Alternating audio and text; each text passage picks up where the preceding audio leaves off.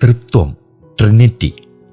Trinity എന്ന English പദം truss, യൂണിറ്റാസ് എന്നീ 2 ലത്തീൻ പദങ്ങളിൽ നിന്ന് രൂപം കൊണ്ടതാണ്.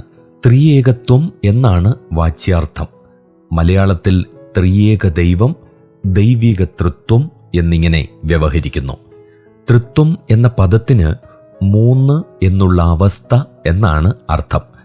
ദൈവിക ആളത്വങ്ങളെ വ്യത്യസ്തങ്ങളായി പരാമർശിക്കുമ്പോൾ തൃത്വം എന്ന പദം ഉപയോഗിക്കാമെങ്കിലും ദൈവിക സത്തയെ സാകല്യമായി സൂചിപ്പിക്കുമ്പോൾ ത്രിയേകത്വം അഥവാ ത്രയൈകത്വം എന്ന് പ്രയോഗിക്കുന്നതാണ് യുക്തം.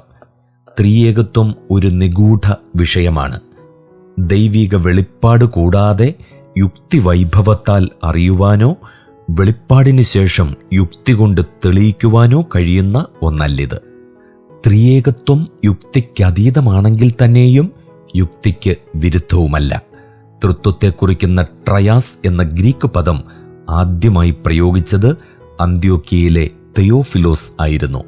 ക്രൈസ്തവ വിശ്വാസത്തിൻ്റെ സവിശേഷവും സമഗ്രവുമായ ഉപദേശമാണ് ദൈവത്തിൻ്റെ ത്രിയേകത്വം. അതിനെ വ്യക്തമായി വ്യാഖ്യാനിച്ചത് തെർത്തുല്യൻ, അത്തനേഷ്യസ്, അഗസ്ത്യൻ എന്നീ സഭാപിതാക്കന്മാരാണ്. ത്രിയേകത്വോപദേശത്തിൽ 3 അടിസ്ഥാന പ്രമേയങ്ങളുണ്ട്. 1. ദൈവം ഏകനാണ്. 2. പിതാവും പുത്രനും പരിശുദ്ധാത്മാവും ദൈവമാണ്. 3. പിതാവും പുത്രനും പരിശുദ്ധാത്മാവും വിഭിന്ന ആളത്വങ്ങളാണ്. ഈ വിഷയം നമ്മൾ പഠിക്കുമ്പോൾ ദൈവത്തിൻ്റെ ഏകത്വത്തെക്കുറിച്ചും നാം പഠിച്ചിരിക്കണം. ദൈവത്തിൻ്റെ ഏകത്വം വിവക്ഷിക്കുന്നത് ദൈവം ഏകനാണെന്നും ദൈവത്തിൻ്റെ പ്രകൃതി അവിഭക്തവും അഭാജ്യവും ആണെന്നുമത്രേ. പഴയ നിയമവും പുതിയ നിയമവും ഒന്നുപോലെ വെളിപ്പെടുത്തുന്ന സത്യമാണത്.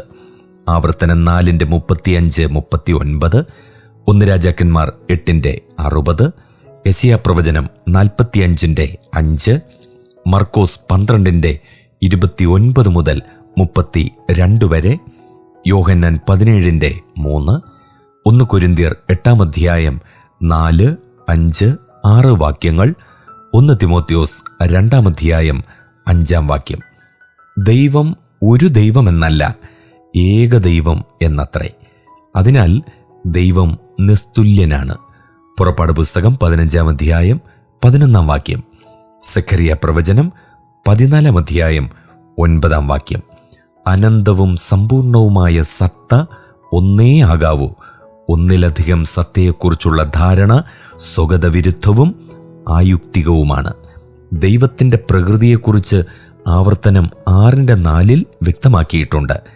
ഇസ്രായേലെ കേൾക്ക, യഹോവ നമ്മുടെ ദൈവമാകുന്നു, യഹോവ ഏകൻ തന്നെ.